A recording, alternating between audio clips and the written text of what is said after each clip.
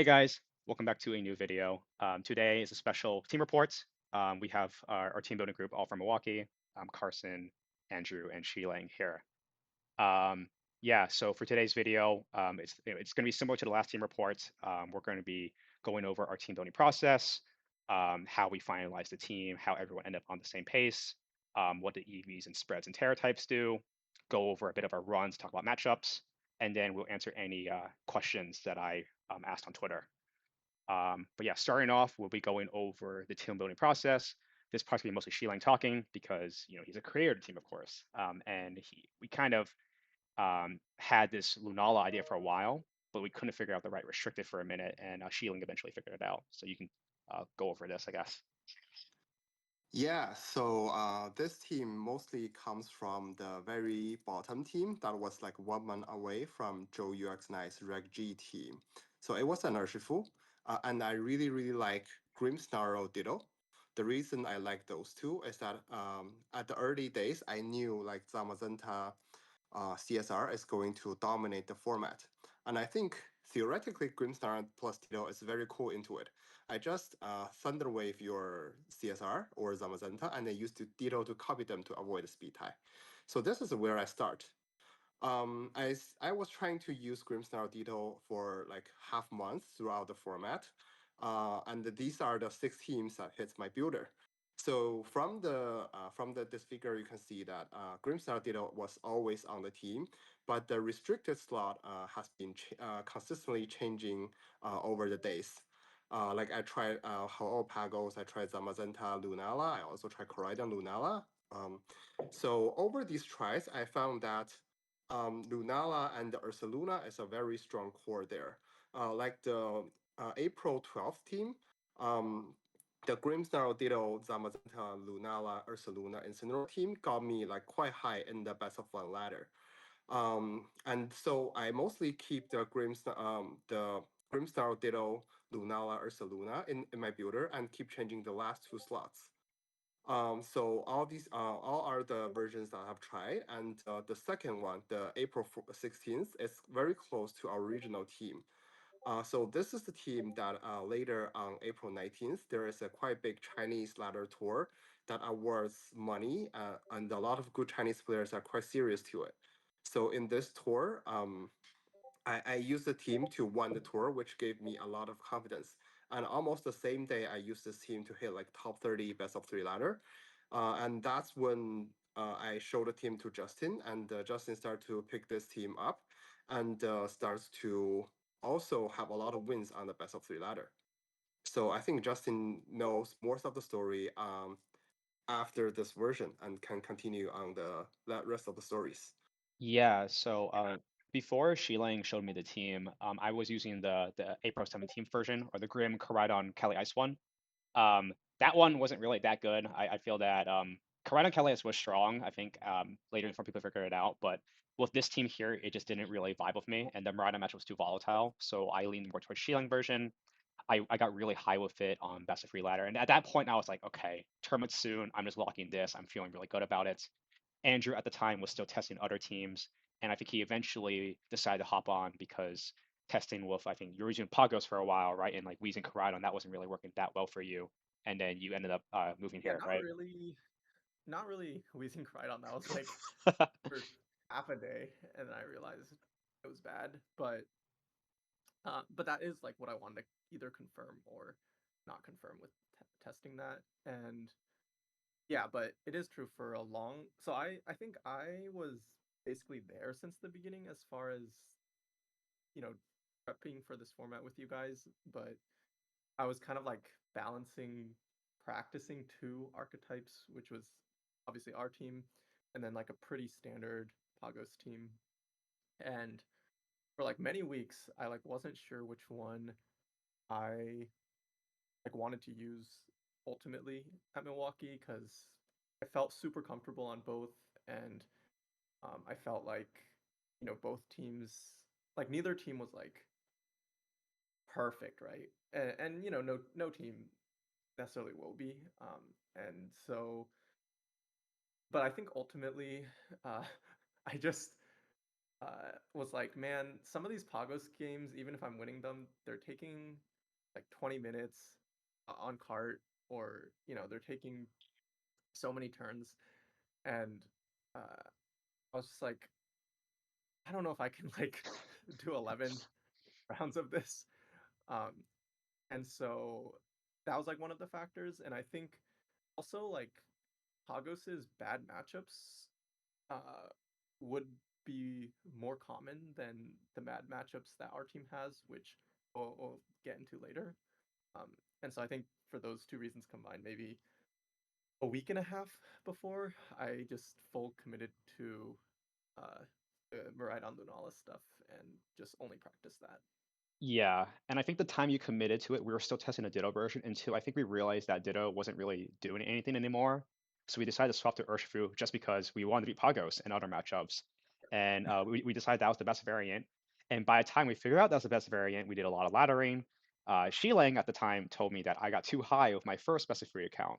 So I decided to make a new one. And this is where Carson comes in because I run into Luca Paz. Luca Paz has a 1-1 difference, and he snipes the team at 1,100 because I beat him pretty hard. And the funny thing about this is I'm in a mutual server with Luca. So I see him post the team in the server saying, I just got destroyed by this team. And he proceeds to ladder with it.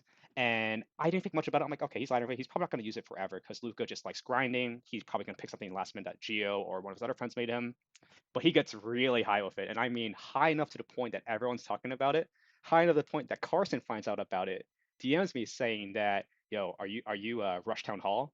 And that's Luca's alt there. And it turns out that Luca got top 10 on ladder. Everyone from Tub knew it. Carson knew it. Pokey Alex streamed 2 days before it. The team was everywhere. Um, it didn't end up mattering a whole much besides the fact that Carson ended up joining because Carson, regardless of what happened, I think was going to use the team, and that's when he DM'd me, and then I brought it up to Andrew and Shilang. Of course, Carson's a friend of ours, and he ended up joining the group. And I guess he can talk about like what made him interested into it, and I guess any more you want to add to the story. Yeah, so I didn't start playing this format until like probably like April 23rd, I think. So I was pretty late to the game for Reg I. I was playing Reg G to practice for Monterey Regionals in Mexico. And so when I started playing Reg I knew I was just gonna have to steal a team because I didn't really have time to make my own concept from scratch.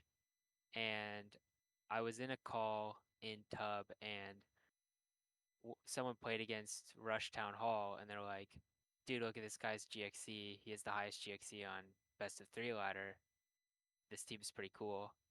And like I had been testing a lot of more offensive stuff, like the Miraidon Lunala, like Flutter Chi team was something I was testing just because it was similar to what I used in Monterey and had been doing pretty good. But people were pretty prepared for it, and like I'd already realized it had auto losses, like Iron Bundle Miraidon, just you can't beat that team. And I was seeing that a lot on ladder, so I was losing a lot of games where I felt like I shouldn't be losing.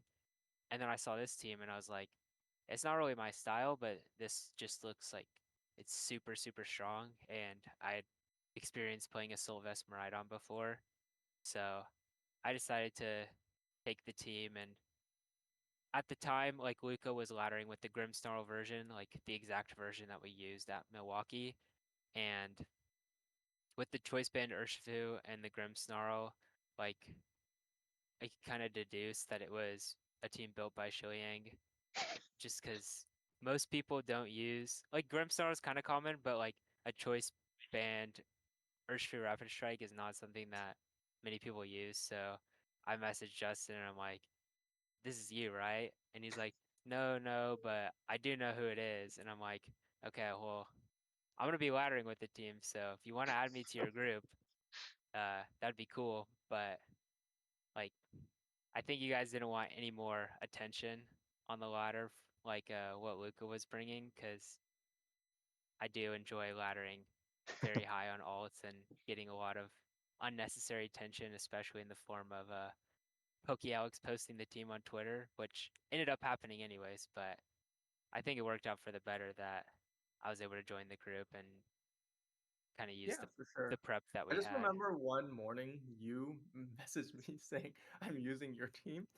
Um, and then you asked me who I was working with, and then you told me to add you, and yeah, it worked out. So Yeah, it worked out. Carson, again, like he allows a lot, but the testing we had last minute, we covered a lot of different matchups, and I think Carson helped a lot with the testing there. But yeah, that's kind of how everyone got together with the team. As you see here, like Luca had the Whimsicott. He actually ended adding up this thing last minute, and he never brought it during his games. Grimstar was definitely king. And we'll go over why it's king because we should talk about the spreads, the EVs, and the Terra types. So I think, Xilang, you can probably talk about most of this because a lot of these spreads, I mean, I helped a little bit on them, but, these are your Pokemon for the most part. So you want to talk about, I guess, going in order from up and down, Lunala to Yeah, Ursa? so before we talk about the spreads, I can talk a little about why I like AV Miraidon. Okay. Is that not most people are on Specs or Scarf. So I think this is I guess I started with just a style thing. So I think most people know me about like my Reg G team of Grimstar plus AV Kyogre, which went very successful last year in NIC. So I feel Grimstar or Miraidon can do the same. This team came out of a Grimstar Zamazenta team, which was really weak to Ditto. So I decided to add Miraidon, but I don't want to lock moves. One reason is I just like Grimstar plus AV restricted, and the Miraidon got Snarl, so it's really good into things like Indeedee Lunala. So I just give Miraidon as a West, and in the test it went really well. So I kept the AV Miraidon in the team, and it seems doing a good job. And another reason is that a lot of people are so used to play against a Miraidon that can lock moves, so that when you don't need when you do not lock move, they don't know what to do. Sometimes they just protect Scout and then swap or Terra, but this no longer works. So that's a flexibility of AV Miraidon, and it's quite useful. So that's why we keep the AV Miraidon in the team. And then we can talk about the EVs. I think a lot of EVs are like we decided together. Yeah, but we can talk about them one by one. So for Lunala, originally it was a special defense Lunala, which takes Terra Ghost Astral Barrage with Shadow Shield. However, during our practice, we find this scenario almost never come. But Andrew mentioned that this team can fall to Wheezing Corridon. So what we do is that we ended up moving a lot of special defense into a lot of defense to have a very good role taking a Terrafire Flare Blades from a Jolly Corridon, which gives us a lot of room for the Corridon matchups. So in that case, into Corridon, we don't need to do things like use Lunala as a bait, switch an instant to take a Flare Blades. We can just try to use Lunala to take it, which gives us a lot of more room into Weeding Corridon. So that's more for Lunala, and the special attack is just a sweep point that is at the jump point, and we think this is feels good. And then Ursaluna, I think we all want max attack, so that has high roll to facade one shot kill even bulky Miraidon. And for the rest of the EVs, HP was mostly for a flame orb number, and we split the rest into defense and the special defense. I think our defense was mostly for some surging strikes calcs, but it rarely comes in the tournament. So the rest we just dump into special defense. For Urshifu is the most important thing is attack and speed. For attack, we are EVA to kill like some bulky Ogre Pawn Rock that can take Terra Water Surging. And for speed, we make it 143 to outspeed Modest Kyogre. And this attack can also have a good role to close combat kill low bulk Kyogres. And for Miraidon, it's mostly just bulk. The special attack is at actual number 200. This is something that I play like in Reg G GCs that I tried at Miraidon that was also AV but running lower special attack numbers and it never worked. So my experience is that okay, Miraidon do need at least this amount of special attack, not for some calc, but for not leaving your opponent at 1 HP. So this is more of my empirical number of special attack, Miraidon special attack. Grimmsnarl, we adjusted it to more special defensive compared to my old paste. The most used is to guarantee take a 252 Flutter Main Moonblast, which is very common because versus Flutter Corridon, sometimes we prioritize Reflect. In that case, they need to double on the Grimmsnarl to kill it. And Incineroar, the defense we run max defense is mostly for taking body press from Zamazenta. In our practice, there were some games that we don't have Terra left, but if Incineroar can take a body press, we can win a game. So this is how it comes. Yeah, I think max defense, like 252 impish Zama is a roll, right? Even on this spread. But It's a in 40%. practice, It's a 40% roll. yeah, but in practice, I don't think our instant like ever died to a Zamazenta body press, non-terrid, like on ladder or something. So Yeah. I think very few people actually run that. I'm not sure. I've never used Zama in my life, so Yeah, I mean, even if we do live, right, it's nice not burning Terra and you get a Wisp off. So I really did like the max efficiency. And even if I didn't pull any Zama during my run, I think that's kind of the crazy part. I think our team was pretty teched out we for, also have a role to live surging with this spread. So yeah, Impish Ensign. The surging calc actually did help me a lot. The adamant sash surging calc, it's like a 14% chance to kill. Mhm. So they kind of have to Terra Water or like be Mystic or something.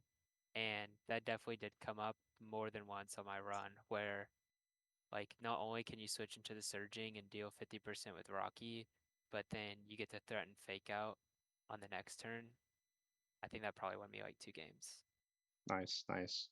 Yeah, I'm trying to figure out like any other core things we talked about team like I think Miraidon was a spread we talked a little bit about like we used to have like some more speed into it. I still think 158 was a good number because I still end up outspeeding some of the slower Miraidons during my run.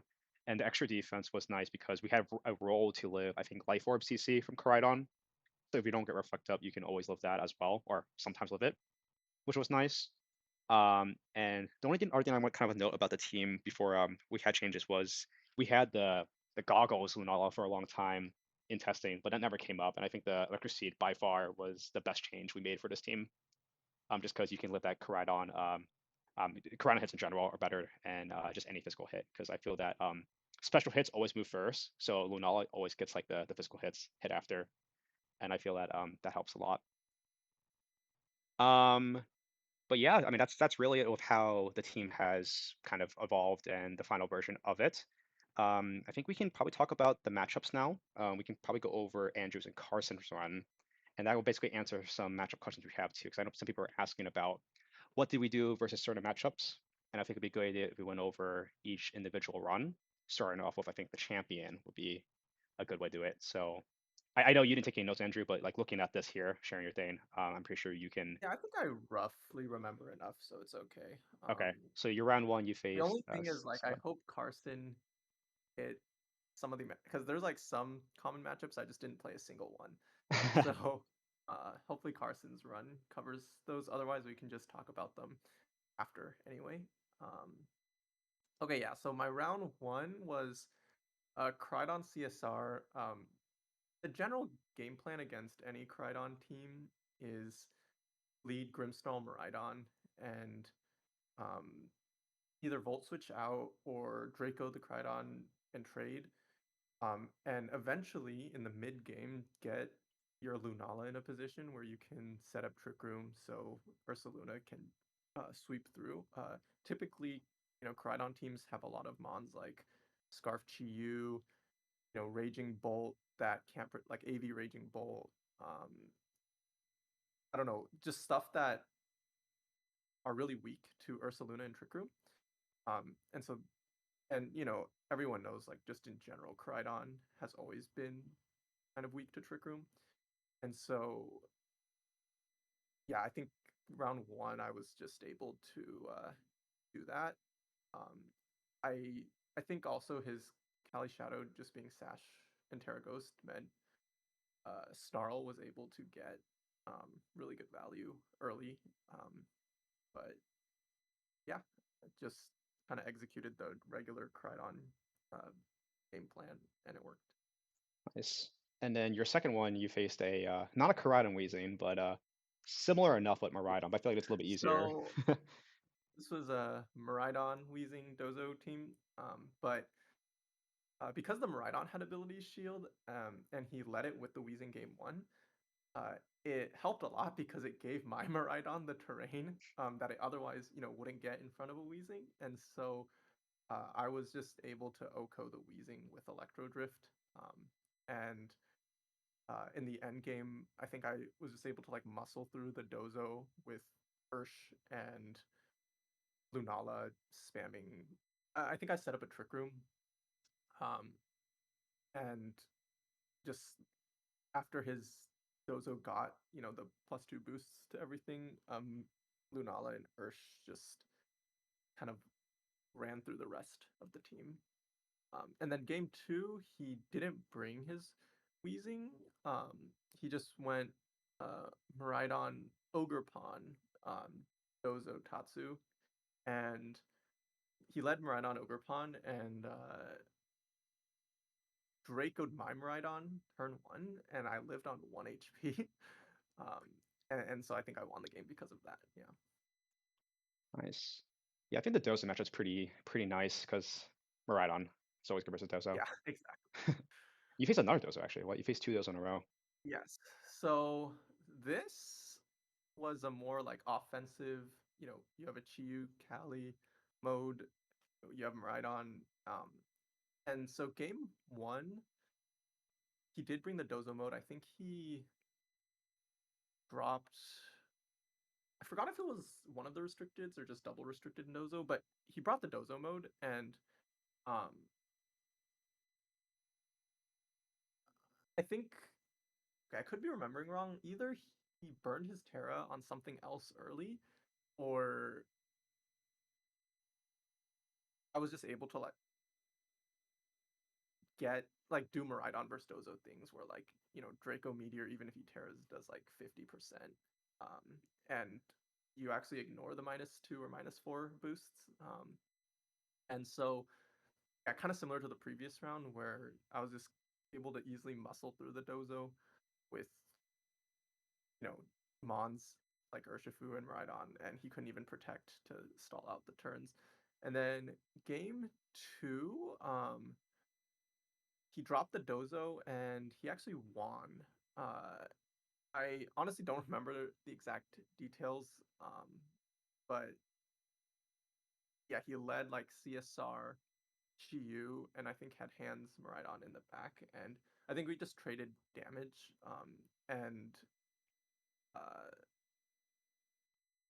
maybe I had like the wrong Mon in the back for this mode or something, and so I lost this game, and then game 3 I brought Ursa Luna, I think, for the first time. If I expected him to bring the hands mode, and so I set up Trick Room against him and then won that way. Nice. And then you faced a more traditional Miraidon. I think like Yeah, so we all I'll played just a talk scene. about rounds 4 and 5 like together because they're the exact same team.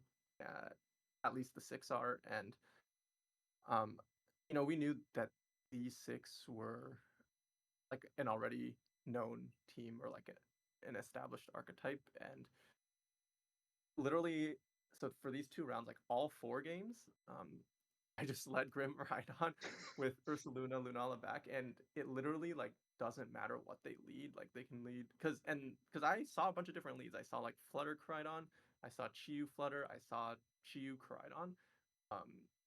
It literally doesn't matter. Like there's like an objectively correct thing to click with Grim Rhydon every time, and to be able to like set up that mid game state I talked about where you can Terra your Lunala in the mid game, set up Trick Room, bring in Ursaluna, and win.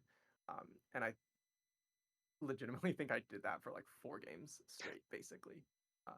So Would yeah, you that's prioritize T-Wave or screens there usually? Because I think that when so we're doing I practice, yeah we yeah. So I guess this is more for the viewers too. Against the most common lead for Cridon teams in our team, which is Flutter Cridon, there's like a few options, right? You can, because Flutter is, unless they Terra Fairy, they pretty much can't kill either of our Pokemon. You could just T-Wave their Cridon and Draco Meteor it, and usually just win the game on the spot by doing that. Or if you want to do like a more mid-ground play, you can T-Wave the Cridon and Volt Switch the Flutter. That will make sure you don't have to worry about carrying your Miraidon to live, a possible double up. And then you can Volt Switch into Lunala and then do what I said about setting up Trick Room. Obviously, the T-Wave Draco play that I talked about, if they usually people don't protect in front of Grimmsnarl because they think they're gonna give you a free screen or something if they do that. But if they actually do, that's how you get punished, right? And so sometimes it is just good to set up a screen, and against clear amulet versions, it's I think really safe because they can't really kill your Miraidon even if you don't Terra. But against the Life Orb versions, I usually like to do the T-Wave Draco thing as a game 2 adjustment because especially if you don't do a game 1, um, I feel like they're even less likely to protect their Cridon game 2 because uh, they don't want you to get both screens up. So yeah. Yes, we talked about the Caradon teams, and you faced Kalen Brown on our Caradon, but Ice Rider. This one I think is a bit unique build. Yeah, so this was my one loss in day 1 Swiss. It was super close. Game 1 he won. I don't actually even really remember what happened. He probably just outplayed me. Like he. Oh. We traded. So he led Cridon Ice Rider, and I led Lunala Incin, and I think we traded. So I uh moonblasted his Cridon turn 1 because I didn't think he would Terra it, and he didn't. And so I think we traded Incin for Cridon in exchange for his, because I think he just CC Glacial the Incin slot.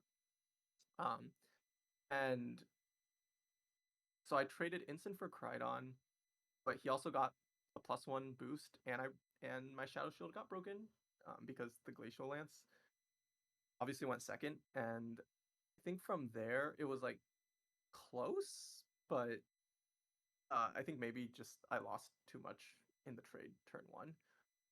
And then game 2, I was able to set up Ursaluna in a way where like I could win the game. And then game 3, I actually remember pretty well.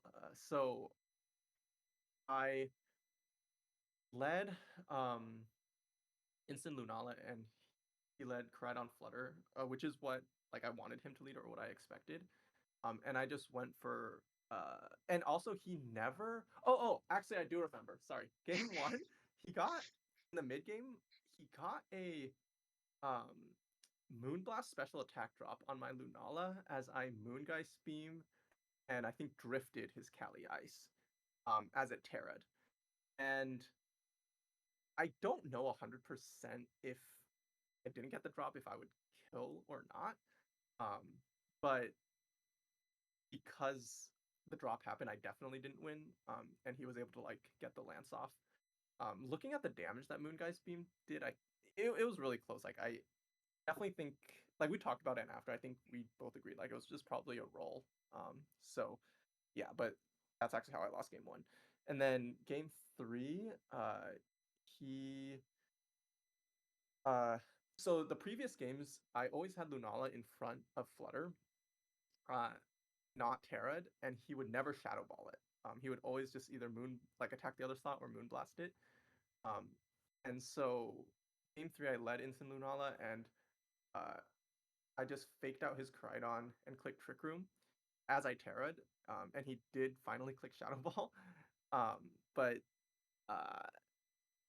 there was a turn where I timed out. So it was actually the very next turn.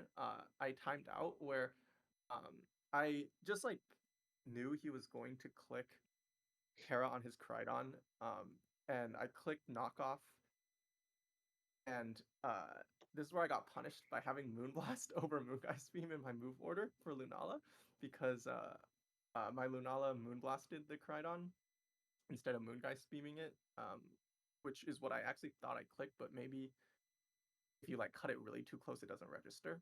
I'm not sure if you guys know actually. And so, yeah, that happened, and then I got one of the Trick Room terms very wrong, where I had a Miraidon. So he sent in Brute Bonnet, and I didn't have Electric Terrain, so I was like forced to hard switch into Miraidon to prevent Spore, and that was fine. But then the next turn, because Miraidon Lunala was in front of a Kali Brute Bonnet, I just wanted to like get a Volt switch off, right, and get my Ursula Luna in for free.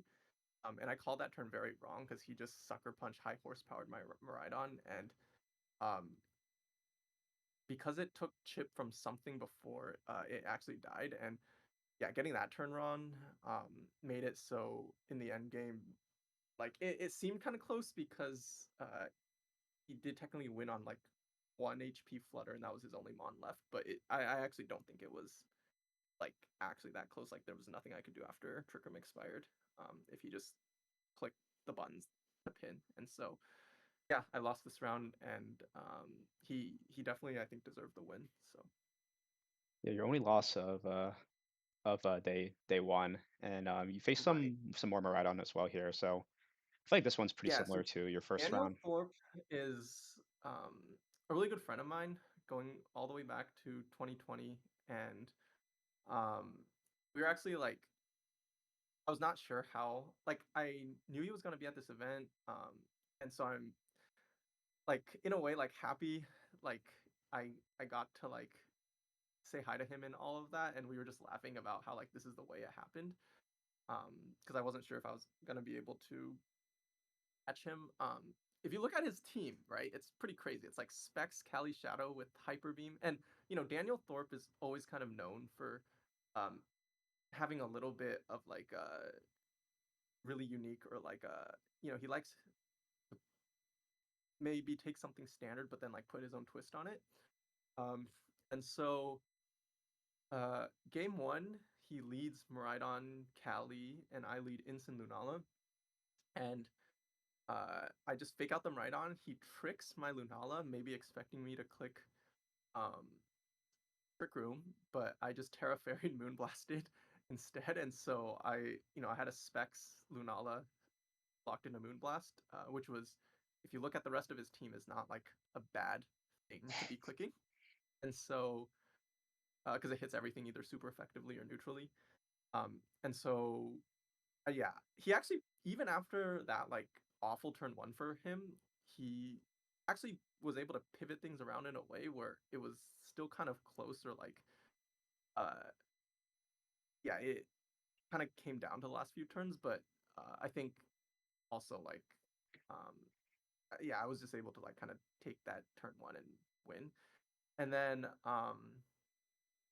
game two, he leads Sneasler Cali. And um since I led Lunala, so this will be the classic like egg fake out 50/50s that were going on.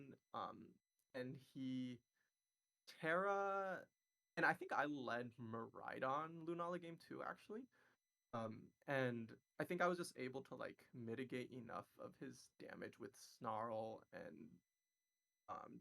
Lunala being Terran and stuff, that um in the oh, actually, sorry, I'm like so bad at remembering.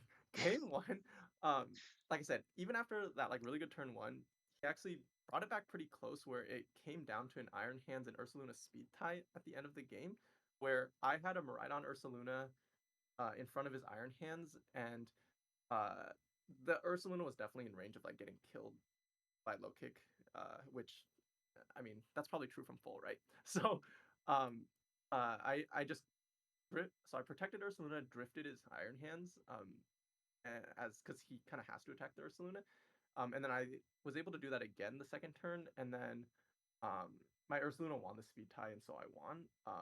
If I didn't get that, it actually 2 Electro Drifts took his hands down to like 50%, and so I think it just depends if like Electro Drift into Draco would have been enough.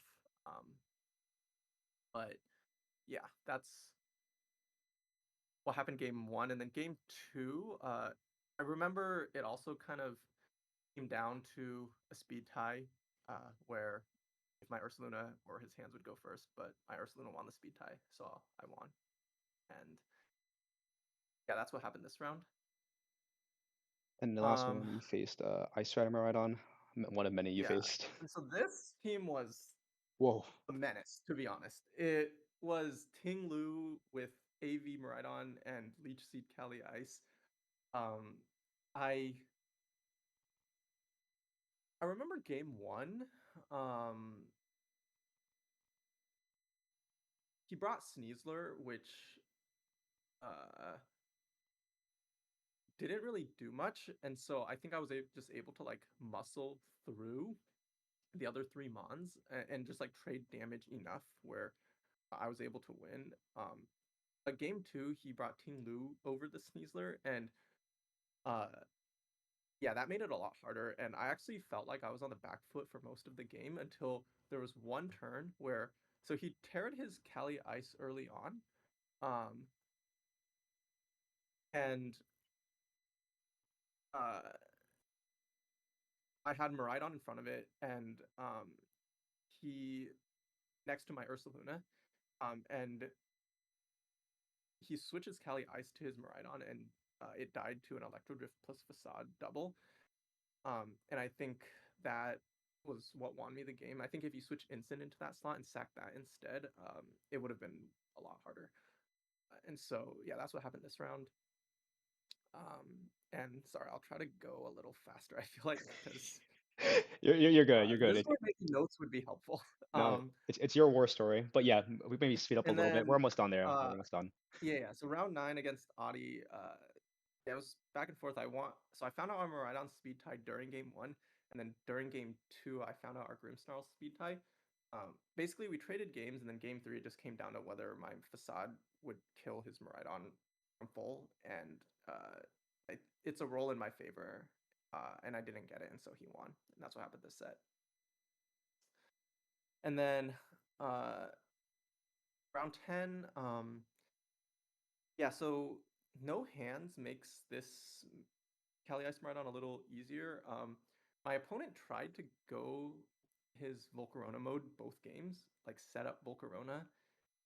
And I think that was just maybe not the right game plan because Ursaluna in Trick Room, you know, even if it's a +6 Volcarona, like it'll just die, right? So um, yeah, I was just able to 2-0 him with Ursaluna in Trick Room.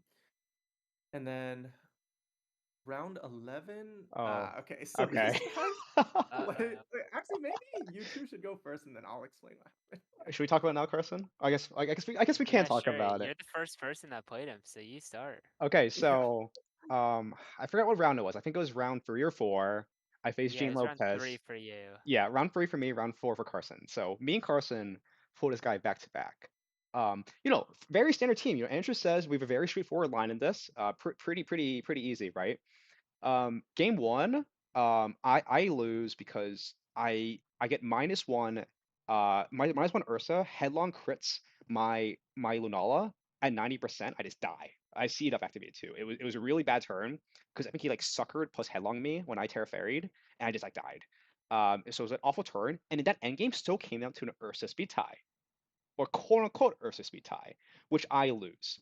Game 2, I think he plays mostly better for the most part, but it still actually comes out to a Lunala speed tie funny enough. It's like I get a full para, and as long as my Lunala moves first, which I've been moving first the whole time, if I move that turn, I win the game. But he goes first. Like, okay, so we had 2 speed ties, quote unquote. After the set, he tells me the Ursuline speed tie did not matter because he's in fact faster.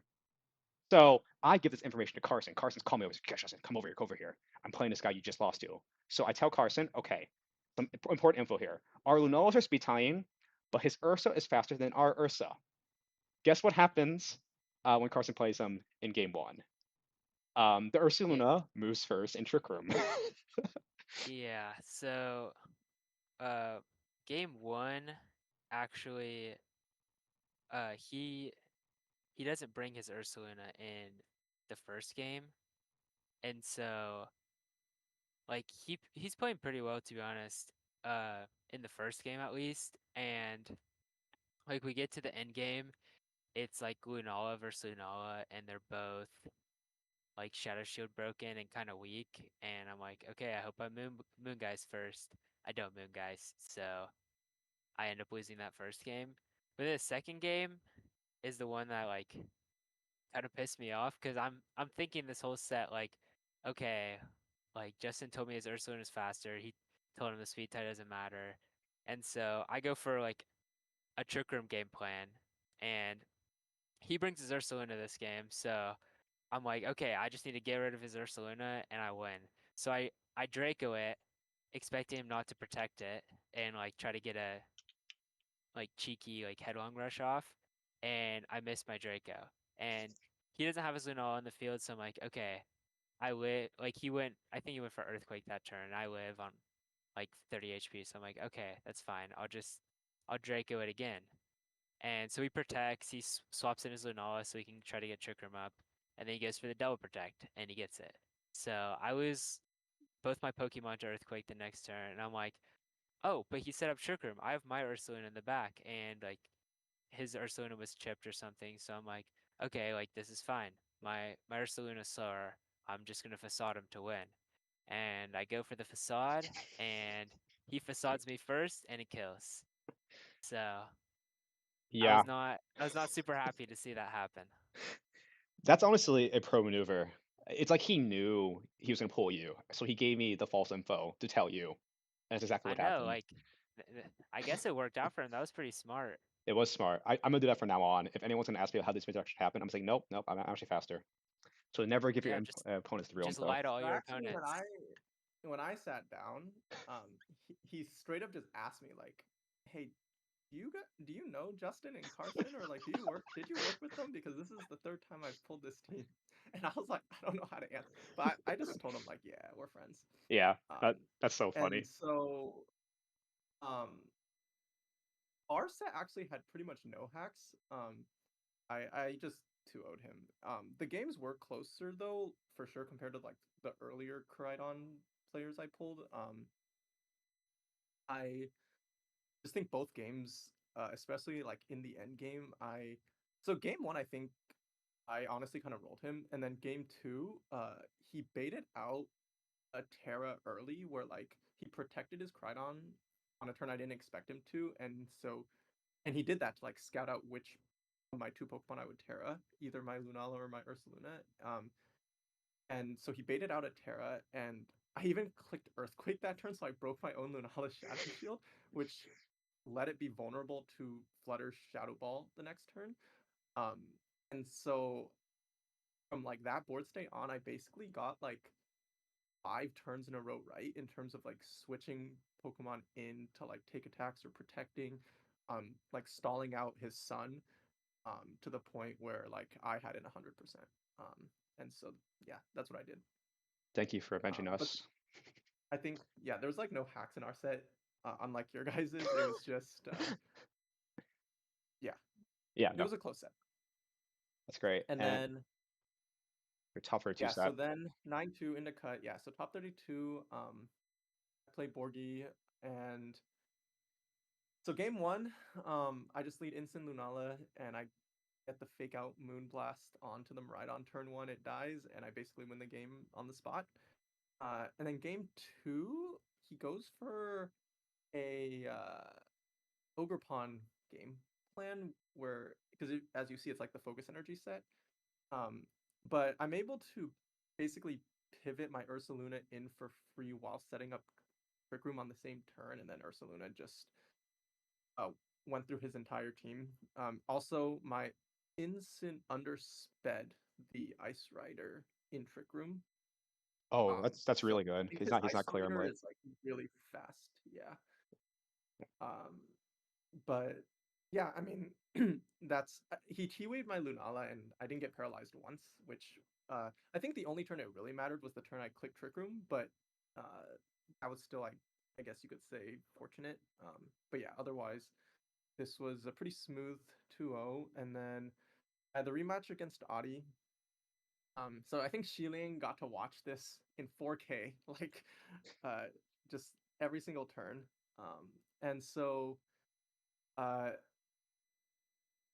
in my first set against Adi, he brought Giraffe game 1 and he lost, and then he didn't bring it games 2 or 3. And so I was like, okay, I'm gonna bring Instant because it just seems better. Um, it's good into Ursaluna, it's good into hands, it's good into Ho. And so yeah, game 1, it just comes down to I have Fake Out Live and it's in front of Grimmsnarl and Ursaluna, and I have to guess, like, he needs to get 2 attacks off that turn to win. Uh, but even if he gets 2 attacks off, I don't think he wins. I don't remember if he wins for sure. But if I get the Fake Out right, I definitely win. And so I faked out the Grim and he terrored his Ursaluna, and so I won. And then game 2, it came down to a Miraidon speed tie, where like, could I snarl his Miraidon before he Dracos my Ursaluna? And he wins the speed tie and he wins the game. And then game 3, I think I just get turn 1 very right, where he leads Ursaluna Miraidon, and I lead Ensign Lunala, and he protects Ursaluna, probably being like fearing like knockoff onto it, especially because he didn't protect the Ursaluna game 1, which was the same lead.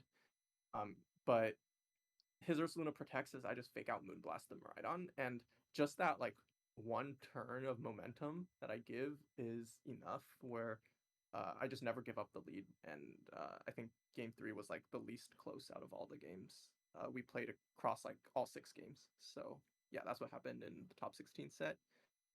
And then I played the winner of, I think, Joe or Darsh, and Darsh ended up winning. And so um game 1, I think I'm just able to set up Trick Room and win with Ursaluna. And then game 2, I think it just comes down to if -2 Electro Drift plus Moongeist Beam could kill his Kali, and it didn't, and so he won. And then game 3, so the first 2 games I Terra Fairied my Lunala turn 1 both games, and he led hands Ursh game 3.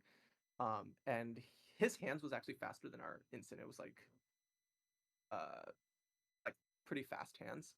And he fakes out my Lunala slot, I think predicting me to Terra again, but I didn't. And I clicked fake out Moonblast onto his Urshifu, which also Terra'd, and so it didn't die, but because it Terra'd, it kind of helped set up the late game pins a lot easier. Um, because he couldn't Terra, his hands or his Calyrex in the late game. And so yeah, after I got that turn 1 super right, or you could say just like, you know, I had a really favorable turn 1. Um, I just like never give up the lead and I just win.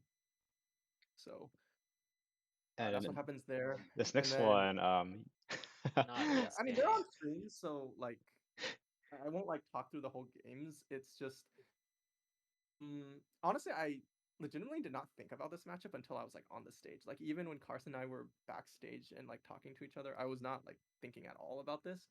But when I was actually in the game, I was basically like, my game plan, which I think was very obvious both games, was like, I just want to get rid of his Miraidon as soon as possible.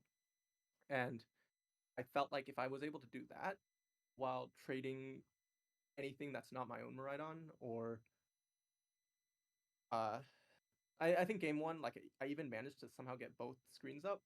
So it was like really, really, I think, cooked. But yeah, basically my game plan was just get rid of them right on, and go from there. And I think, yeah, that worked just because I think Carson prioritized targeting my Grimmsnarl more in both games. So yeah. yeah, and then Yeah, I like game 1. Uh, like both games, I don't think I went for like the most high impact plays of just going for the 50-50 roll on if Draco Meteor kills the other Miraidon. Because like you have the speed tie, and then it's also like a 50% chance to kill if you hit Draco. And so I didn't really want to go for that. I probably should have, but I think a lot of it came down to like I lost the speed ties when it mattered. Like game one when he Draco'd my Miraidon, I knew he was gonna Draco at that turn, and so I volt switched out, and like I didn't get the volt switch off, and so I just died to the Draco. And then game two, I didn't really expect him to Draco again, and so he kind of caught me off guard with that. But I think I needed to go first with the Grimmsnarl to have a chance, and uh, Yeah. his Grimmsnarl went first, and so I was just kind of cooked at that point. Like once I saw his Grimmsnarl move first, I was like, okay, I lost. Like it's not a super fun mirror where because there's not a lot Just because with everything's a new. maneuverability. Yeah. Yeah, like all the four Pokemon we're bringing all hit each other for either super effective or in the case of Ursaluna, it does like 90% to itself with Facade.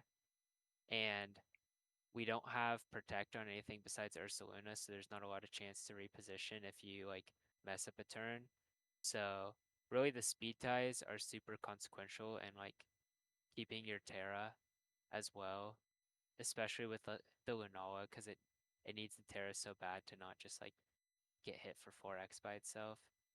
So definitely a weird mirror. I don't envy the people that are gonna play it at Portland. Yeah, I'm kind of glad we don't have any events for a minute. Just Yeah, because it I does don't seem. think any of us are going to Portland actually, right? I So don't think so. Yeah. yeah, no. Um. um But yeah, yeah, last and then finals. finals was also on stream, but so we actually like after day one, I felt like, and I think maybe you guys agree or like felt the same, but like I actually thought Ice Rider Miraidon in general was not a great matchup. Or it was like best we could hope for was forcing 50-50s. And so Shiling and I labbed this matchup a little bit more after the night of day one, and I tried like a bunch of leads, and basically um, we came to the conclusion that leading Grimmsnarl Miraidon is just like the best lead in general into any Kali Ice Miraidon team, since uh, it like from their perspective, if you like look at the board, it kind of just like makes them feel the most uncomfortable, or like they have the most like not safe plays, because originally like leading Incin plus something was something that's like it worked on ladder games and stuff, but I think if people labbed the matchup, which we definitely thought was possible after day one, um, like we expected that they would realize if they just either Helping Hand Draco, or if they're the specs version, just like raw Draco, the instant slot, um, there's like absolutely nothing we can do about that. Like something's gonna die in that slot unless we randomly have Grimmsnarl in the back. And so which would never happen. And so yeah, that's why we eventually realized leading Grimmsnarl Rhydon is what actually kind of gives us like the best like momentum. And so in finals, everyone's I think I was just able to kind of position things around where and I was kind of lucky because he didn't even bring Miraidon game two, and so I didn't have to worry about that. And the Scarf variant is also definitely easier for our team than the Specs variant because we're always getting outsped anyway, and so doing less damage matters a lot more to us. But yeah, I mean Ursaluna just kind of put in work. So You know, that finals was funny. It was like he was doing like 20% to each your mon, and then your Pokemon was doing like yeah, 90% back. It just wasn't fair. Grimmsnarl was definitely MVP there. And I think if Luca had Grimmsnarl, it would have been a different story for him in top four. Maybe we would have had another mirror finals, which would have been kind of crazy. But yeah, that is Andrew's war story, his run. yeah. And And so I just want to like um make like say like as you can clearly see, I didn't play a single Pagos or a single Shadow Rider Zamazenta. And so both of those, like a lot of people after the event were like saying things like, "Oh, we think like Ursh is not like a big part of this team's core, or like it's like not an as important member of the team." Um, when, in my opinion, it definitely is. I just didn't hit the matchups, and like the matchups on stream were also just not the matchups where you bring Ursh. Right. But like against both CSR Zama and Pagos, like Ursh is really important in both of those matchups. I don't know if Carson hit any of those. I think Played CSR Zama. I didn't play any okay, Pagos. that's perfect because I know Shiling played Pagos, so he could talk about that. But yeah, I'll just pass it off to Carson, and that'll Yeah. hopefully cover more matchups that I didn't. Oh, I mean, round one for sure. So Yeah. Right. Yeah, we can go for Don't Carson's run. don't really need to talk about this one much. His IRL picked is restricted, and I the Palkia Origin did surprise me. I didn't realize it was 120 base speed. I thought it was base 90, so almost got cooked by that, but I remember you saying that you ended didn't up being know fine. it would kill Urshifu. You were shocked. You were generally shocked that Spatial Ren killed your Urshifu round one. I was yeah, you very told us in shocked the by group that. chat after, in You're case like you didn't know, and this calc comes up for you later. Spatial Ren kills Urshifu. It does exactly 100%. Just FYI for those using the team. You That's will great to die to know. a modest 252 Palkia Origin Spatial Rend. I'm glad you were able to beat Palkia. Glad we know that we have Palkia and they're crossed with Dustman. This is actually a crazy team. It's like two like restrictors we never see together, and they're on one Dude, the team. Frostmoth, I almost lost game one because the Ice Beam froze my Miraidon. That's too funny. Okay, yeah, we can move on to. Oh, you face Jacob. Okay, so kind of you face a Yes. lot of these Koraidon teams. Round two, I faced Scraw, who he ended up actually going 7-1 on day one, so I was his only loss. Um, but I tried out the Miraidon Grimmsnarl with Lunala Ursaluna in the back game plan that Andrew was talking about, but maybe I just didn't position as well as he did in his games, or Scraw played it better, because it came down to a speed tie at the end between our Ursalunas, and I lost the speed tie. So I went down a game, and that's kind of when I realized that when he has a Life Orb Koraidon, then I can kind of just, I don't really need the Ursaluna. I can just use my Ensign, Reflect, and the Electric Seed on the Lunala to make it just like unkillable if I don't get crit. And so I just kind of all in on that game plan in games 2 and 3 and dropped the Ursaluna in the back and brought my Incineroar instead and just played around like using the screens and then Lunala's Moongeist and then Miraidon as well, just to kind of do all the damage that I needed for the matchup. And it honestly worked really well. I think the instant damage mitigation was a huge part of this game plan, and I felt like it was more consistent than the Ursaluna speed tie. So I was pretty happy with how I played the games 2 and 3. Yeah, next you faced one Groudon, but this one's like kind of funky. Yeah, so this matchup should have actually been really bad. I think uh like Groudon plus Eerie Impulse Thundurus should be super hard for this team. This guy was pretty new though, and I don't think he really understood uh what his goals should be in the matchup, because game one he didn't bring the Thundurus, and game two he brought it in the back, so it didn't really do anything any of those games, because like game two, by the time he sent it in, I'd set up Trick Room with my Ursaluna on the field with Guts active, and like Taunt could have stopped that from happening.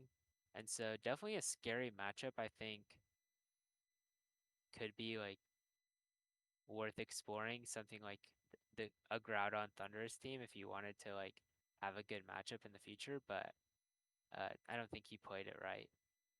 Gotcha. And then we And already then talked about round Gene four I already talked Lopez. about, so Yep. round five, my notes. Um, versus this, I just did Incineroar Lunala with Ursaluna Miraidon in the back, and I think I remember I just did like the most basic game plan ever, where turn one I like set up Trick Room and parting shot it to my Ursaluna and just won off of that pretty much instantly, like getting the Ursaluna in with the Flame Orb active.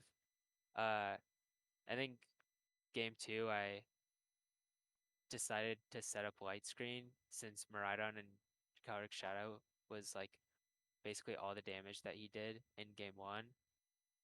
And I didn't even reveal my 4th Pokemon. I just used Miraidon and Lunala with light screen to win. I was gonna say, like, he only has one physical attacker. Like, he cannot break AV Miraidon behind screens here.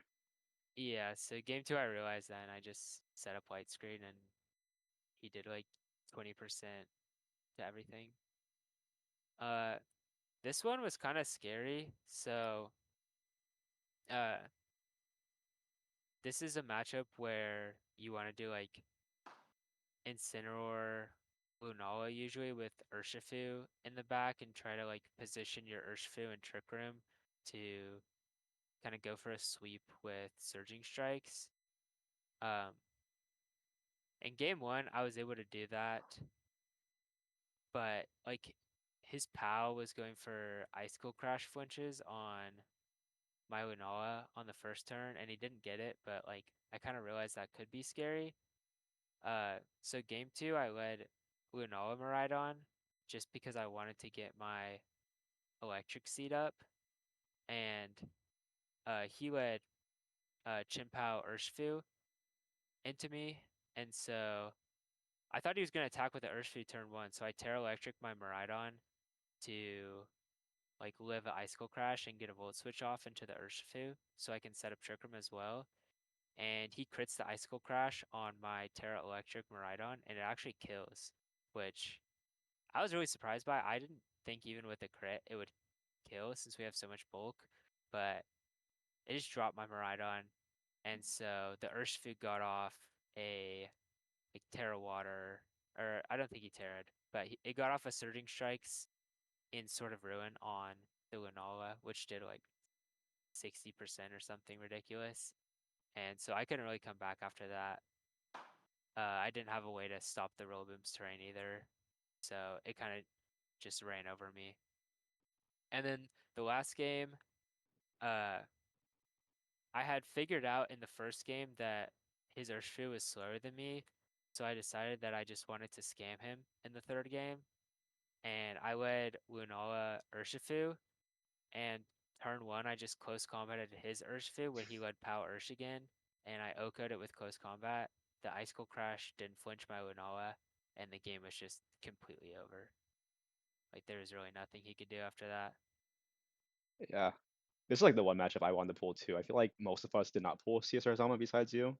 And I felt like we practiced this matchup so much that it became like almost muscle memory. Yeah, it felt really good until the Icicle Crashes started critting or flinching, and then it felt scary. That's valid. Chen Pao is never a fun one to play against. Yeah. And Zachary Weed. So this one was one I lost. I'll talk about top 16 as well at the same time since I played him again in top 16 and won that one. But this game, I definitely benefited over the course of day 2 from Andrew and Shuang's testing of the Ice Rider Miraidon matchup overnight, like after day 1, because I didn't play it very cleanly the first time I played Zach, just because I didn't really realize like what all he could do and like what my best options were. So like I led Incineroar Lunala game 1, and that just wasn't super good. I think it came down either game 1 or game 2 came down to a speed tie on the hands in the Ursaluna, and I lost it. I can't remember which game. My memory's not very good for like specific game details, but I know one was a speed tie and one. Oh, actually, I do remember. Game 2 was a speed tie. Game 1 was I switched in my Miraidon in the late game to take a Draco Meteor so that he would be -2 on his Miraidon locked into Draco, and he wouldn't be able to kill my Ursaluna. And my Miraidon dodged the Draco, and then he Glacial Lanced and OHKO'd my Miraidon with that instead. So that put his Calyrex with enough boost to kill my Incineroar with high horsepower as well. And so that's how I ended up losing the first game. And then the second one was I couldn't figure out the speed tiers on his Calyrex Ice and Hands, but he moved first out of Trick Room every time, which I learned later was a speed tie in top 16. So he was able to get that win as well. But when we played in top 16, I definitely approached it better. I used the like Grimmsnarl Miraidon game plan with the Ursuluna Lunala in the back, like Andrew was talking about earlier, and that was definitely a lot stronger. I think getting the screens up in this matchup, as well as having the spear break pressure, which was actually like pretty good, like chunking the Iron Hands and the Miraidon with Spirit Break, and also being able to like finish off a Calyrex Ice if you Terra Electro Drift it, and then because that does like 85, 90%, and then Spirit Break will finish the kill. That was super strong. Um, and so just having those options from Grimmsnarl allowed me to like win that top 16 set, and I think I played a lot cleaner in day 2 as well. What was my last round against? Oh, I got the up pair, so I was 5-2 and MJ was 6-1. And I was kind of happy about getting the up pair, one because it made my res better, and also because I felt like I had a sense of urgency in the last round that he didn't really have, and I was able just to execute the Grimstone Miraidon with Incineroar and Lunala in the back game plan super well here. Because he was Life Orb Koraidon, so I was able to bring the Incineroar and mitigate its damage.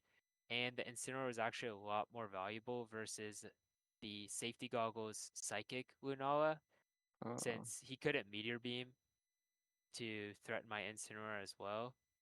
So I got a lot more value out of Incin here than I think you probably would against like a regular Meteor Beam set. And so this one was a pretty clean sweep. I know after the game he was like, I'm really glad I didn't play this team until I was already 6-1 because this felt impossible. Nice. And then your day 2 run. Yeah, so this matchup should be really free. Ian honestly played way better than me this game. Or this whole set really. Um like game 1, I was able to win. I think I like barely survived a move on like 2 HP to win this game. Um, I messed up like every single turn of targeting in Trick Room with my Ursaluna.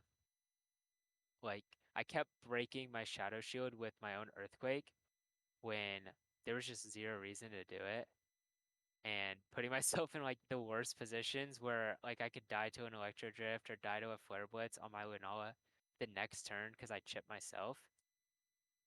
And so that was really sloppy. And then I made the same mistakes in game 2 and game 3, where every single game I like psyched myself into earthquaking myself, and he just like wide guarded, and I was like, okay, I just broke my Shadow Shield for nothing and put myself in a really bad position. But this matchup was like so favored for Ursaluna. Like if you look at this team, it all just looks like Ursaluna food in Trick Room. And so even though I was like I got basically every read wrong, every 50-50 wrong. I messed like I just straight up choked all the targeting with Ursaluna. I think my team was just so much better than his team that I was still able to win. Like it didn't really feel fair, which was like props to Shilling for that because like I shouldn't have won this game at all, but I just had a better team than him. Yeah, I see 0 facade switch-ins. So No, the moment you he figure it couldn't do out. anything. Oh, this one's Uh, crazy. yeah, this matchup was actually really hard and very scary. I lost the first game. I totally like misled into Zacian Chen Pao and just like instantly got swept basically. Uh like I tried to bring it back and I wide guarded as the Kyogre or Hydro Pump me or something like that and just like totally got cooked. The second game was super scary as well because he got a nuzzle down on my Lunala and then he Hurricane confused me and I hit myself in confusion as I was going to like I think his Chen Pao was at like 90% or something after a fake out and I was going to kill it with Moonblast, and then I just hit myself. So I was really scared I was gonna lose that one, but I remember I don't really remember how I brought it back. Oh, it was because of the impish instant spread. It was like a Zacian versus Incineroar endgame, and I was at under half health, and his play rough still left me with like 30 HP on the Zacian, because he was just at +0 after the intimidate, and I just ticked him out to Rocky Helmet. Uh, so again, props on the spread to Shiliang, because that saved me there. And then game 3 was another game where I was facing like a pretty hard matchup, and I just kind of decided to scam them on the third game. Just like call out what they were gonna do and win that way. And I think I did like Lunala Miraidon and just made a call out play turn 1, and it worked.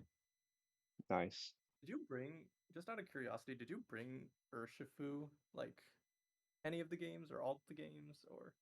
I brought Urshifu every game, and I teared it Okay, all 3 games. yeah, because I'm like looking at this team and I'm like, Urshifu seems really good into this. So Yeah. Urshifu that's was really that's good into true it. for like all Kyogre matchups, to be honest. So yeah. Yeah, I did have a game though where I had teared the Urshifu at the beginning, and then I switched it out, and I switched it into a Hydro Pump, and then it just died. Oh So no. Yeah, that's one thing I I want to didn't know. play Switched it my out best to this one as Guard. well. This was I was not having a hot start to day 2. My play was pretty poor Hmm. at the beginning of day 2, not gonna lie. Like I barely scraped by in these sets where like I probably should have had a better handle on it and won a lot more cleanly, but I was I was barely surviving here, I holding I on for dear life. Unlike you, I didn't survive. I faced something very similar to this. I actually think it's actually kind of hard, man. Hydro Pump Kyogre, Zacian, Ursh, Torrent, and then my guy had Rillaboom over Raichu, Swampert. and he had Swampert on his Flex Start over Champ. To be fair, he never brought the Swampert. I did lose the Swampert, but he didn't bring it. It was just like kind of, I just felt really bad because I lost to it, even though he didn't bring it. So Yeah, no, I think this Torn Ogre stuff is pretty hard. And the Raichu was honestly really annoying because I couldn't do I didn't get to click an electric move with Miraidon basically the whole set. yeah, Every turn I clicked an electric move, he predicted it and switched in Raichu. yeah. So I I generally never think did any electric damage. this matchup is generally hard. Like you need to pivot better than your opponent, and I think you gotta get the certain turns right. And if they catch you off guard, even the Hydro Pump, it makes it weird because it's like wide guard usually means you can lock down most Kyogre, but a pump you can't lock down wide guard, and you have to get like those 50-50s right. Yeah. But yeah, It was a tough matchup for sure. I barely survived that one. And then my last round of Swiss played the Winnin versus Talon, and honestly, because he was Life Orb Koraidon and his Calyrex Ice didn't have a Terra that could stop Will-O-Wisp, um, I was just able to do like Miraidon Incineroar with Lunala in the back, and like in the second game, I don't even think I had to reveal my last Pokemon. Uh, he was trying to do Flutter Chiyu game plans, and he had Taunt Flutter mains, so and it was Taunt over Protect, so I just doubled it with like Volt Switch knockoff both games and got rid of it immediately, and then I can set up Trick Room and put myself in a good spot. Like it's really hard for a Moongus to get brought into Miraidon teams when you don't have like a Rillaboom or an Indeedee or something to reset Or the like a terrain. POW. Yeah, like With an Ice Spinner Spinner. Power or something. Um, Amoonguss just kind of sucks as a Pokemon when you can't click Spore. Same with Brute Bonnet. Like, that's the reason you use these Pokemon is to click Spore. So when Spore's turned off, it's not really bringable. And I I honestly think our team was just better than Talon's because like he played fine. He just didn't really have much room to work. yeah. I mean, you face Michael Zhang. This one actually I'm really curious about this one because there's a Rhydon for the Miraidon, and then there's the Toxic Pex. I actually don't know what Pex is doing here, but like everything else seems kind of scary. Yeah, so this team is kind of crazy. Michael Zhang's a friend, so I was a little excited to play him in the first round of cut, but I was a little excited to play him too because this team was really cool looking, and he had actually played uh Aaron Grubbs in Day 2 Swiss earlier and beaten him, and Aaron Grubbs had also stolen Rush Town Hall's open team sheet from the 1600s on Showdown Ladder. Wow. And so he was using, like, all of his spreads were like really bad, because he was like super fast on all his guys, which I think kind of defeats the purpose of a lot of the team. But um, he had the same open team sheet as me, Aaron did, and so I knew Michael like kind of had an idea of what he wanted to do in the matchup, and like Aaron told me what he had led, which helped a little bit for game one because I was able to like prep into that.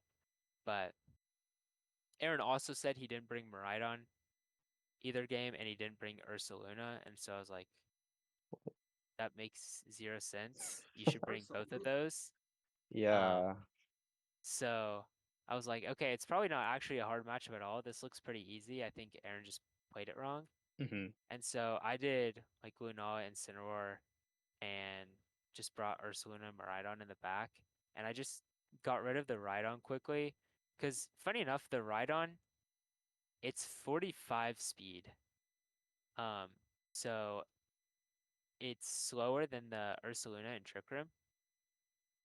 But I was able to burn it with Incineroar because it kept going for Sword Stance.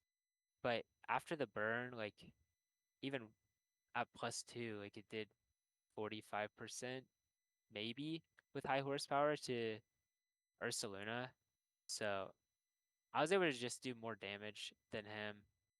Uh, I kind of got exposed when I fake outed his Comfey, and it just used Draining Kiss at +3 priority before the fake out.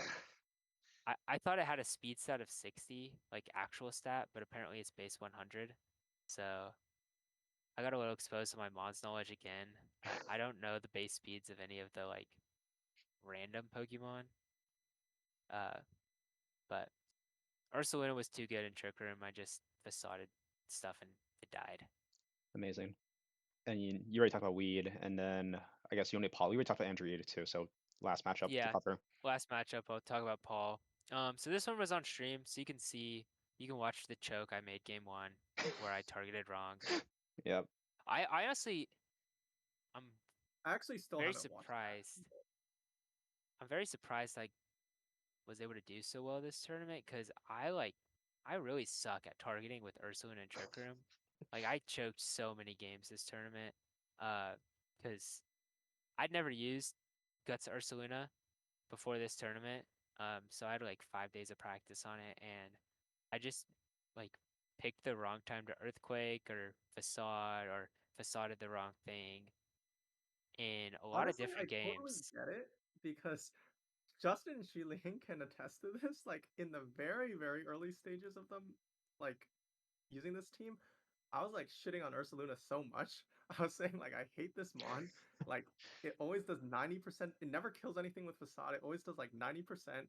And like it just like doesn't feel good to use, right? Like it feels clunky to use.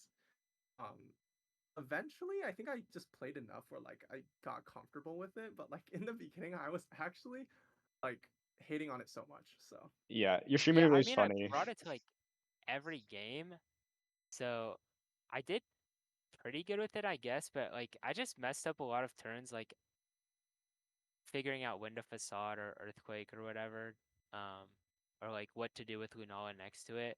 And so I messed up game one. He brought Volcarona and Ogerpon Wellspring, which is like totally a gift to me that he brought those over like his actual good Pokemon like uh Iron Hands and Farigiraf. So I really should have capitalized on that. I was kind of pissed that I didn't. Um, so should have won that one, but game two, Luckily he brought his Wellspring again over the Frigg, which he did in game 3 as well. And I think that's really the reason that I was able to win this was he's not bringing this Frigg, which is just like really annoying for me to kill, has foul play for the Lunala. It can reverse Trick Room if I like get in a good situation where I want Trick Room.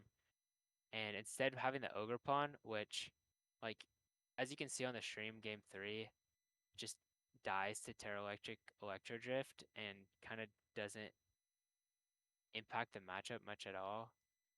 Um, it was pretty nice that he was bringing that, and I think I played cleaner in games 2 and 3. I can't remember if it was game 2 or 3. I think it was 2, where I got in like a pretty tough spot, and I just decided that I was gonna make like a hard read every turn to get back in the game, and I got all of them right. So that kind of saved me there, but I still think this matchup's pretty rough if they bring the Frag. Yeah. It's a bit of a volatile matchup. I think we tested a bunch of times. You guys tested more going to day 2. It's just that getting, I think hands is the biggest problem. It's just that, especially if they are min speed, you're playing those ties with the Ursa. Your only way of really hitting the hands is with your own Ursa and then Lunala, sort of, right? And then paired with their other strong attackers, it can be a rough matchup if you're not careful. Yeah, Um, and so I was I Yeah, was and glad because that like he wasn't bringing the right supports for that hands. yeah. because we And like to also Terra Ghost or Ursa Luna, like depending on the board state, but Farig is actually really good at that because their foul plays start doing you or doing 50% to you. Yeah. right. Um, Um, and you can't even kill them back with the electric seed in one turn. So yeah. yeah. So that's really it for the runs. I mean, you guys had top cuts, so I don't think there's really much to talk about me and Shilang, but do want to talk about some things about it because Shilang had faced some interesting Maybe we can just teams. talk about the game plan against Pagos, because I think that's the only matchup that, like, across Carson and I, we neither of us hit. Yeah, So Shilang was the only one that pulled Pagos, and he did end up losing. I do think it's a volatile matchup. Like, it's definitely beatable, but I guess you can talk about a little bit, Shilang, how you approached it. Yeah, so versus this one, I was using Incineroar, Urshifu, Miraidon, and Ursaluna. So game one, he made a very kind of risky play. So he led Instant Pagos. I led Urshifu Miraidon. I didn't Terra my Urshifu, but he just fake out and Terra Stellar Storm my Urshifu. And reading me not Terraing Ghost, which I didn't. So I get punished by not Terraing, and my Urshifu was like 20 HP. So I can easily die to a Rocky Helmet chip, or I can also die to a Grassy Glide. So I cannot effectively use my Urshifu. That's how I lost game one.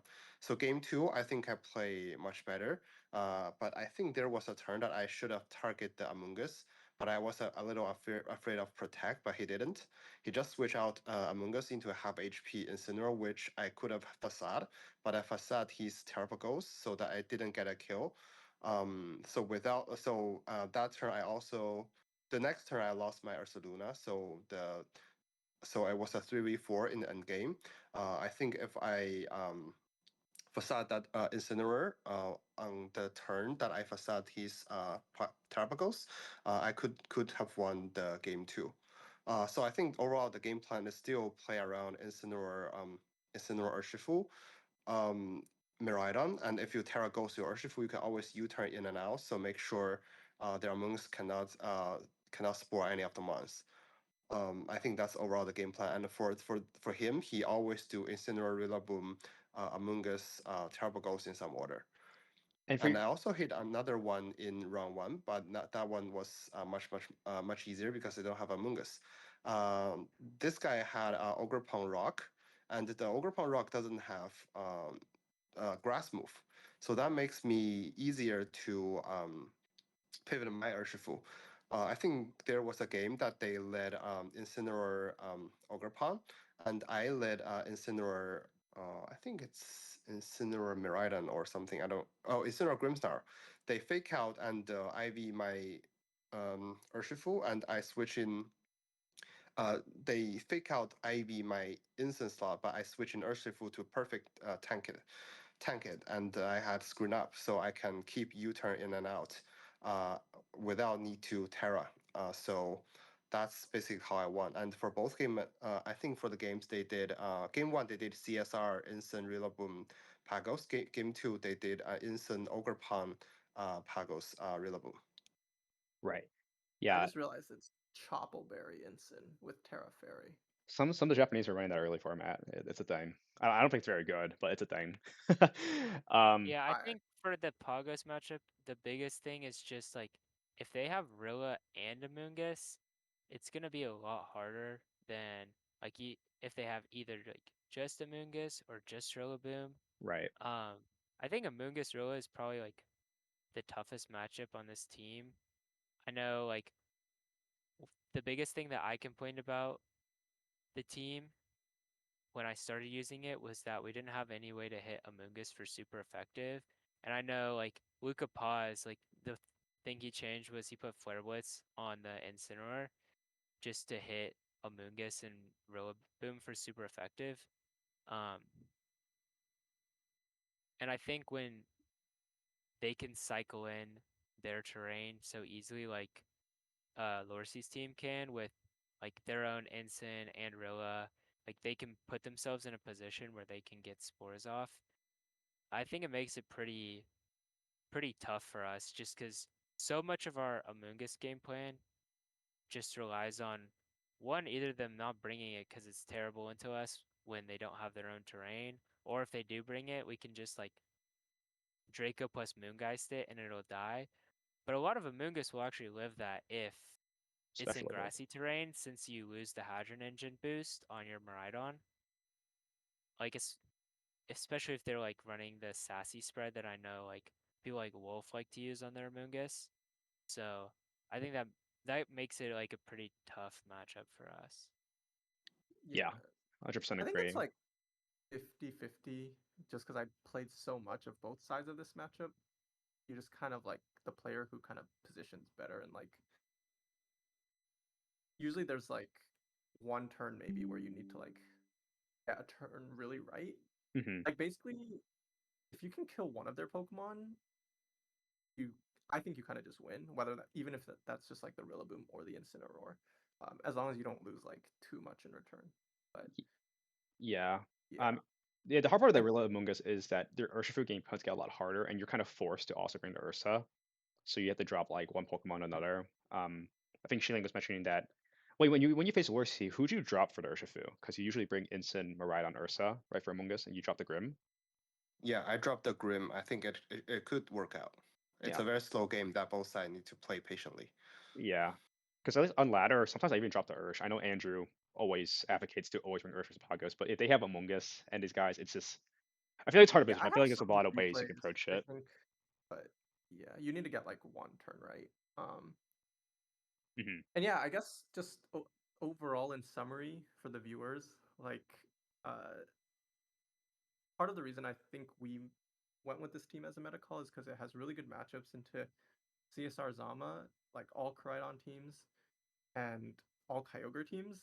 Not that Kyogre was like super popular, but I think those are like the three most positive matchups. And yeah, Ice Rider Miraidon I think is slightly unfavorable, and then uh, well, I guess when we can get to your Twitter questions, we can talk about the matchups that are really unfavorable. But Right. just now know what you want to do next. Yeah. I was actually talking about like before we get to all the Twitter questions, like the last match I want to talk about is like teams like these. She said was like an auto loss. One thing that we found in practice that was really, really hard was Calm Mind, Terra Fairy, Lunala, or maybe like CM, Terra Fairy, Calyrex, like Fairy and stuff. Fairy types in general are really hard to hit with our team. If you look at our team, there's zero super effective ways to hit them. Your main ways of damaging these fairy types is like Facade or Urshifu, and these guys have fake out and ways to just blow up your Urshifu immediately, right? So it is really hard to break these extremely strong setup teams with Combine in particular. And I think that's why Pagos can also be hard if they have good support like Rilla Among Us. It's kind of similar to like Lunala and Combine Terraferry Miraidon or like Combine CSR. I think that's like one of our harder matchups for that reason. Yeah, versus this one, I was only able to steal a game out of a crit. Otherwise, basically, he can use Incineroar to taunt my Trick Room, taunt my Wild Guard, because if I white guard, his Miraidon is not going to touch my Ursaluna. But with the Incineroar having taunt and Miraidon just go Calm Mind, it's really hard for me to break through. And also he has Sinistra, which gives Miraidon recovery and also walls Ursaluna completely. So this is all the stuff that makes the matchup really hard. And after he figured out what to do, game 2 and game 3, I just don't see a way that I can reliably beat this. Yep. In general, too, I think taunt is just good into us, especially because our team doesn't have redirection, and so we can't really ever stop it either, unless Mhm. we have like fake out live or something. Maybe I don't know. So yeah, Yeah. Definitely. I thought taunt was like one of the harder things. Like throughout the whole run, whenever I saw a Pokemon with taunt, I felt like I had to play a completely different game plan, like just like focus down on getting rid of the Pokemon with taunt. Because when Lunala gets taunted, like so much of its kit is kind of just the uncertainty of what it's gonna do. Because it like so many things in this format get caught by wide guard. You are threatening like pivot move plus trick room and getting Ursulin in for free, or just like doing a bunch of damage with the attack. And when it's taunted, it just felt like such kind of a bad Pokemon. Yeah. 100% agree. yeah. Um, and yeah, I think that's really it for covering the matchups. Anything we haven't gone over, I asked some people for a Q&A, and let's go for Joe's question. I think it's a good one. So, do you think the result of this team is directly tied to the field underestimating Miraidon Lunala, or is there inherent strength of the core that you think will carry over to later into the format? For this, I think it's both. So one thing is that we mentioned this team as is a really good meta call. For example, Tan is not very popular because like there's so few people running Among Us. So a lot of people want to run more attack move instead of taunt, and a lot of people run taunt for Among Us. And also, there's very few setup teams. We know we are really bad into Combine Lunala, and there's just no one using Combine Lunala. So if you have an auto lose, but that matchup doesn't exist, that's like you don't have a weakness. So I think this is the part that meta call is good. But I also think that the months we have, like we have so many ways to stack multipliers to take hits. Like in Andrew's final, his Lunala is taking 20% out of everything and doing 100% back. So this is the building logic behind this team or a lot of Grimstar teams, and it worked really well into a bunch of matchups. Especially if it's early meta, that setup teams are very uncommon. Yep. Yeah, or like unrefined. Yeah. Yeah. This team felt like it was kind of like miles ahead of most of the other teams in the format in terms of like the depth and the breadth of modes that it had, and just how you're kind of able to like turn on a dime. I had so many games, whether in practice or at the tournament, where it felt like I've been getting outplayed for 5 turns, and then like my Lunala has just been tanking attacks and like doing damage back with Moongeist or whatever, and then one turn I'll randomly just like pivot move into Ursaluna plus Trick Room, and it just completely flips the game on its head. Um, so I did feel like I had more options than most of my opponents the whole weekend. So I think this team, I'm sure people are gonna find ways to counter it, especially with 3 of them in top 4, and it's gonna become a lot worse in the future. But at least for this tournament, it felt like really broken. Yeah. I definitely think there will be a lot more counterplay to this team going into Portland, NIC, and the other EU regionals. But I do think the concept of the team will still be strong. I think people might take maybe Lucas Tech, maybe add Flare Blitz on your Instant, maybe that helps hitting Among Us more, and maybe some other techs.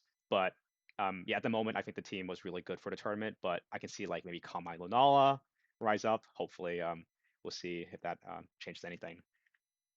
And do you Um, guys think, like for the second part of the question, like do you guys think it'll be like a Rinya Sun or Arubega type where it's just like good throughout the mm, whole format? Or is it just an early format team, you know?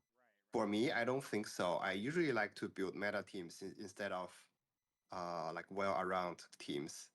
So Mm. I like to call the meta by only good into the things that are popular and bad to the things that never exist. yeah, I think part of it will carry over. I think that this tournament has showed that Miraidon Lunala is a core that you cannot sleep on, and Ursaluna is fundamentally a busted Pokemon. But one thing I don't like about Ursaluna is it's not like I don't think it's consistent. Like the way you have to set it up, I think it's not like easy to pilot, especially when you're speed tied with Ice Rider, hands, and all that, and other Ursaluna. It can be a little bit volatile. So I don't know if it will carry over maybe like some of the other consistent teams in the format, but it was definitely strong for this tournament. Yeah, I think Yeah, I agree Electric Seed with that. Lunala will stick around for sure. I think it takes hits too well, and the item, it's too easy to like tech on with Miraidon being like as splashable as it is right now. I think it was on 7 of 8 top 8 teams at Milwaukee.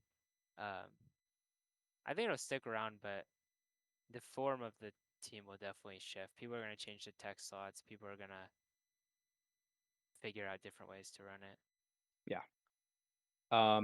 In hindsight of the tour as of this moment, where do you rank AV in terms of the best item of Miraidon, or is it team dependent playstyle / dependent thing? Yeah, because we were one of the only few people to use AV besides Luca. Most people are on either Specs or Scarf. So you guys think AV is more splashable than those other items on Miraidon? I think AV is more of a style thing for myself. As I said in the beginning, I really like Grimstar plus AV restricted. But I do think in our tests or in our runs, AV has been doing a very good job. I'm never feeling that I'm too slow because I'm not Scarf, or I'm too weak because I'm not Specs. And AV's flexibility is just very, very good. So I think AV in the future, we probably will see more AV Miraidons coming out. It will probably not like Reg G, where Specs is the only allowed item on Miraidon. Yeah, I feel my opinion is I think it's like AV or Specs. I honestly think Scarf is bad. Uh and I just like don't really know what it accomplishes. You don't even outspeed Flutter. They You made speed tie it, finals. and so yeah, I know. But Yeah. just in general, I just feel like those are the two. But I do think Specs is definitely probably more correct on certain teams. Especially like teams that have a way to block fake out, aka have the giraffe. Um, Yeah. I don't know. 'Cause I I like all one of 3 the items. like, yeah, like one of the reasons why the Miraidon Ice Rider matchup is so hard for us is because we don't have the option to like spam Terra Fairy Dazzling Gleam, right? Um, which historically, if you watch Arubega mirrors or just in general, like that's just good in Miraidon mirrors. And especially if we're leading like a Grimmsnarl with it, it's like even better. So because like they can do that to us and we can't do that, then yeah, I definitely think there's some teams where Specs is way more correct than AV, but for our team, yeah, AV definitely makes the most sense. Right. I think AV was even good in past formats as well. Just I know you want to move on, but I want to say one thing real quick. Yep. No, you're good. Uh, like I used AV, Scarf, and Specs in like 3 back-to-back GCs for Reg G, and I feel like each item like accomplishes a different like niche. For teams that are kind of like CSR weak, or like you really want to get a leg up on CSR, I think like Scarf definitely has its roles. Um, like Specs, obviously everyone knows about Specs. Um, but I really liked AV whenever I've used it. The one time I used it besides this tour was I got like 6th, I think, in a global challenge. Um, just being I able to like take so many hits, uh, and switch moves as well, like Draco and then Volt Switch, or Electro Drift and Volt Switch was was super nice throughout the weekend, and the other times I've used it as well. And like that team was a Dozo team, so it's completely different. But I still think like AV Miraidon has like multiple applications, not just with screens. 100% agree. Yeah, maybe I actually take back what I said a little bit because I think especially if you have Snarl, I can definitely see the value of Scarf. Um, if there's like any Scarf Gleams, that one might be, yeah, I don't know, but All the good placing scarfs had Snarl, I think, because Yes. yeah. second place and Zach Weed both had Snarl. Um, Yeah. Pretty Yeah, sure I you're think if right. if it's Snarl, yeah, I think Scarf definitely has a lot more merit. Yep. So was the team MVP and why was it Ursaluna? I think it was, yeah, Ursaluna definitely did like all the heavy lifting. Like all the team's damage was on Ursaluna. Besides the MVP, I think that Incent and Lunala were both really good. I felt like I led those a lot together just because you fake out Trick Lunala was Room. my MVP for sure. It's so Yeah, good. It doesn't I also die. put Lunala. Yeah, so there Yeah. was a like Chinese version of top takes where some like streamers are rating the restricted. They invited me and I put Lunala as the top restricted for the whole format. I think this team is more of a Lunala team than a Miraidon team. Miraidon is more of a supporting kit on the team, like to block Spore or to enable their electric seed. Yep. But Lunala is the one that doing real job of doing both doing damage and enable the Ursaluna. Yes, 100% agree. Yeah, Yeah, Lunala I does feel everything in like this format. I just said Ursaluna because the matchups I hit, it was crazy good in. If I hit 11 CSR Zamas, like I might even say Urshifu, you know? It's just what matchups you ended up getting. But yeah. Yeah, my Yep. Lunala just didn't die the whole tournament. Shadow Shield's so broken with all the multipliers. Yeah. And I think that's really it for most of the questions. I think the last one I want to kind of cover is this one's more for Shilang. But like our last team report, Shilang mentioned that the inspiration from the previous team came from Battle Series team. And what about this one? Like, was there any useful things you learned from previous double shifted formats? Because I know you talked a little bit in the past about like Maluka's team before when coming up with ideas for Rig I. So I'm wondering like how your team building process is for double restricted. For this one, I don't think I learned much from double restricted from Swords and Shield. Maybe the only thing I learned is that Grimmsnarl can be really broken into double restricted, and I'm always a big fan of Grimmsnarl. I already had success with it in Reg G, so I have a faith that Grimmsnarl is going to do well in Reg I as well. So I basically started with Grimmsnarl, pair it with a lot of different restricted, and find this one seems to be the best. But Miraidon it's a new thing that like there's no Gen 8 Miraidon team. It's a Gen 9 thing. So I think I learned more from Reg G than from Swords and Shield. Right. And yeah, that's gonna be it for Q&As. We basically answered every other question throughout the whole team report. So sorry we didn't mention you guys, but we definitely answered it. Yeah, and lastly, just gonna show the render code here real quick. I also linked the Twitter posts right here, and we already have the paste. Everything will be linked in the description. But yeah, that's gonna be it for today's team report. It was definitely a long one, but hopefully you guys enjoyed and you learned a lot about the team, and hopefully you guys understand everything we talked about during the runs and such. But yeah, thank you, Carson, Sheeling, and Andrew for joining. Congrats on champion and top 4, and Sheeling for making the team. Sheeling makes all the winning teams, which is kind of crazy. So that's cool. But yeah, I'll catch you all later, and see you in the next run. Bye bye.